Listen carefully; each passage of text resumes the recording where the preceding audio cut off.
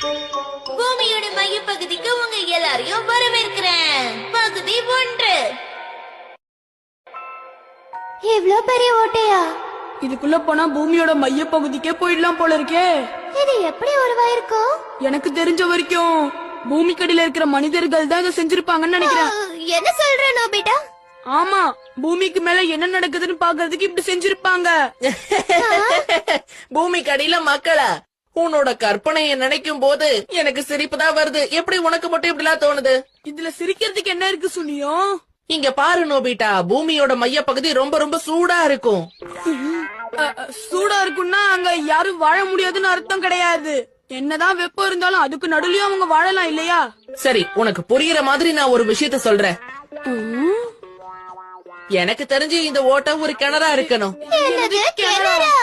ஆமா ஆமா, கிணறுதான். என் அப்பா சொல்லி கொடுத்திருக்காரு. நம்ம